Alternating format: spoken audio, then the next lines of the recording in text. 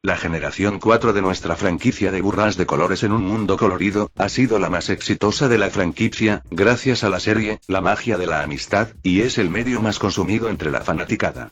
Sin embargo, además de los juguetes y la serie misma, esta generación trajo consigo otros productos, como las novelas, mangas, y los cómics, siendo este último, los que más llaman la atención, y aunque no sean tan consumidos como la serie, y al día de hoy no muchos hablen de estos, no significa que sean menos interesantes, ya que en este nos muestran cosas, que nunca vimos en la serie, e independientemente si son canon o no, son bastante interesantes, y que merecen echarles un vistazo, ya sean si son de la G4 o incluso los de la G5.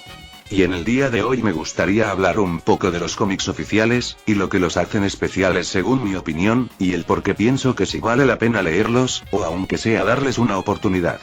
Así que sin nada más que decir, comencemos.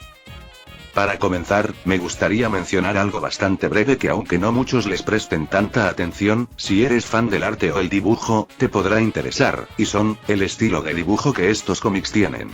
Y es que para mí, una de las cosas que más me llaman la atención de los cómics, son los estilos de dibujo, que aunque no sean como los de la serie, sí llegan a ser bastante agradables a la vista, y que gracias al talento de los artistas, nos han ofrecido viñetas de lo más llamativas, y hasta caras que fácilmente podrían hacerse memes, siendo mis artistas favoritos, Andy Price, Brenda Heike, y Tony Flicks, pero los demás, tampoco se quedan atrás. Ojalá algún día poder dibujar así. Para el siguiente, tenemos a las tramas o historias, que tienen algunos de los cómics. Si bien hay cómics, que poseen tramas que pueden no ser la gran cosa, existen otros, que sí son destacables, y hasta pueden llegar a ser emotivas, y que son consideradas de los favoritos por los fans. Como por ejemplo, la trama del arco de Nightmare Rarity, en donde nos presentan aquí una transformación exclusiva de Rarity, siendo corrompida por la entidad Nightmare, y vemos también el conflicto emocional de la princesa Luna en donde vemos cómo esta, lucha con la culpa por haberse vuelto Nightmare Moon, pero gracias a su hermana y el resto de los habitantes de Ponyville, deja el pasado atrás, y su apariencia cambia, a la que todos conocemos. O la historia de Fiend Cities Magic protagonizada por el Rey Sombra, en la cual vemos la historia de Sombra y el cómo fue forzado a ser malvado, y su gran amistad con la única Pony que estuvo dispuesta a ser su amiga hasta el final, Radiant Hope. Miren qué lindos se ven juntos, aprecienlo carajo. No serán canon, pero no quita de que llegan a ser emotivos, dependiendo de la persona claro, y podrás encontrar otros cómics con tramas decentes o interesantes, como los cómics protagonizados por los pilares llamados Legends of Magic, o el cómic de Reflections. También tenemos la introducción de personajes nuevos, y que son exclusivos de este medio, y que me hubieran gustado que apareciesen en la serie.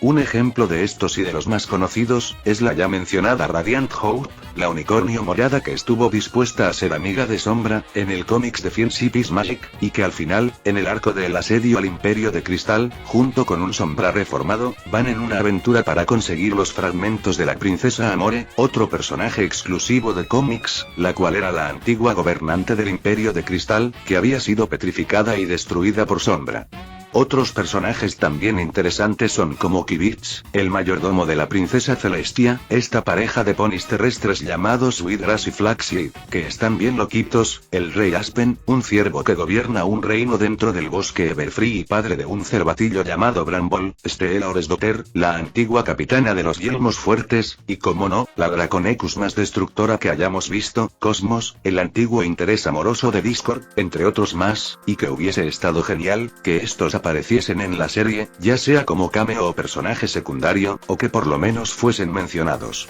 También de forma breve, menciono a las criaturas o especies exclusivas, que nunca hemos visto en la serie, o especies que no fueron muy explorados en la serie, como los Nix, los ciervos, los centauros y gargolas, kelpis, avaras, entre otros, e incluso en la G5 con los Trench Ponies.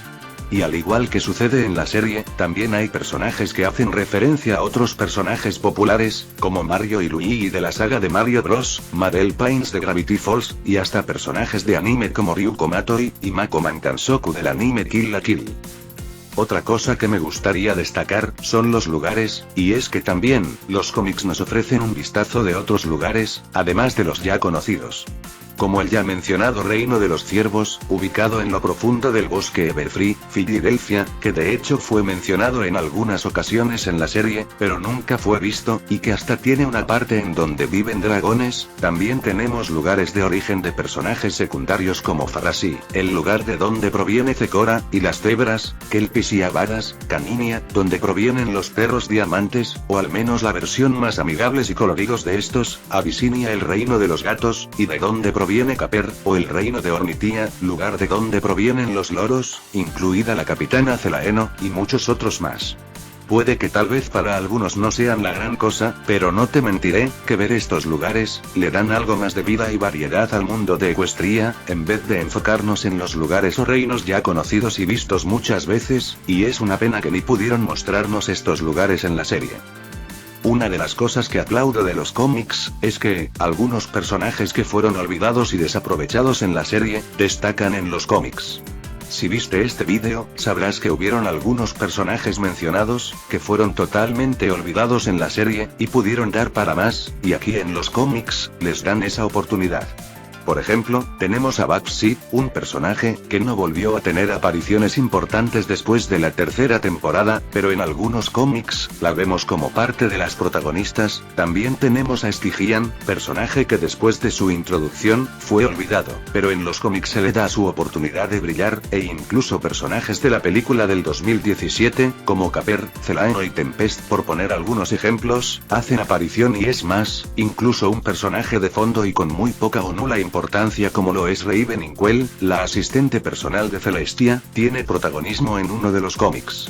Sin lugar a dudas, una de las cosas que más me gustan de estos, y es una pena, que en la serie, no se hayan atrevido en brindarnos más de esos personajes, porque su mera existencia en los cómics, es muestra de que sí había oportunidad de ver más de estos personajes, pero por alguna y extraña razón, no lo quisieron hacer. Y si bien, hay algunos personajes que no tuvieron ni el chance de destacar, como Flurry Heart o Luster Dawn, con el lanzamiento del cómic del origen de Cadence, puede que tal vez en un futuro, nos sorprendan con algo, tal vez, solo tal vez, tampoco le tengamos muchas esperanzas a Hasbro, ya que le tienen miedo al éxito. Una de las cosas que la serie ha tenido, son los momentos oscuros que posee.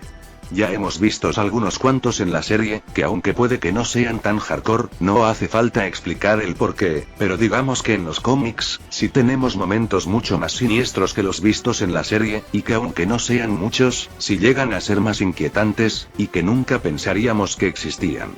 Por ejemplo, tenemos un cómic, el de 100 Cities Magic del origen de la reina Chrysalis, en donde nos relatan la historia de origen de los cambiantes, en donde vemos un pantano, y en ese mismo pantano, hay cadáveres ya esqueléticos de algunos desafortunados ponis, unas moscas que se ven muy siniestras, y un árbol extraño, que y fue de ahí de donde se originaron los cambiantes, todo mostrado de una forma bastante tétrica. También tenemos esta en donde vemos como Chrysalis y el resto de los cambiantes, roban el amor de una aldea de gatitos, sin importarles absolutamente nada, y hasta acaban con ellos, y que posteriormente vemos a Chrysalis matar a un gato de esa aldea, ya sea comiéndoselo o aplastándolo, mostrándonos la única escena de sangre, pero censurada, y todo esto siendo presenciado por las Crusaders. Incluso en la G5 también tenemos algún que otro momento siniestro, como lo sería la muerte de 3 ponis, una pirata, un buzo, y una pony normal, en la historia que cuenta Lightning Rod sobre el espejo del caos, que aunque pueda ser falsa, pudieron al menos colocar otras cosas no tan siniestras, o incluso esta en donde Calla Lily menciona que tras un acontecimiento, otros reinos acuáticos fueron destruidos, y no hay que pensar mucho sobre el destino que tuvieron sus habitantes.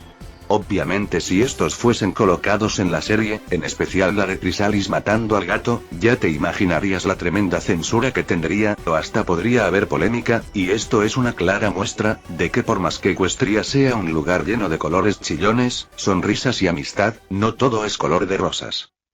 Y para finalizar, tenemos algo que no es un detalle o característica, sino más bien una serie de cómics, bastante únicos, que son, los cómics crossover con Transformers.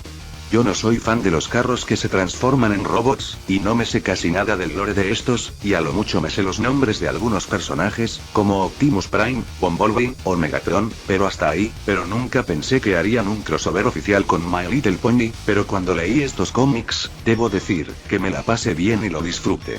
no voy a negar que sí estuvo bastante cool y hasta gracioso, ver a los ponis convivir con algunos de los Transformers, y hasta ver cómo la familia Apple se enfrentan a los Decepticons estos que parecen insectos, y hasta les ganan, ver hasta personajes de Transformers que no sabía que existían, o hasta ver que el Rey Sombra aparece aquí controlando a los ponis, y hasta a los robots, y hasta me atrevo a decir, que hasta aquí destaca más que el Sombra que vimos en la serie.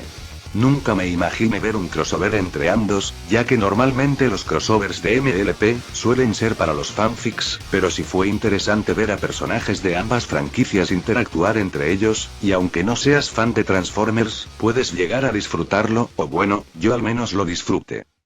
Y hasta aquí llega el vídeo de hoy. Resulta interesante hablar de estos cómics, y aunque muchos no les dan tanta atención, no vienen mal hablar de ellos, y aunque sea echarles un vistazo.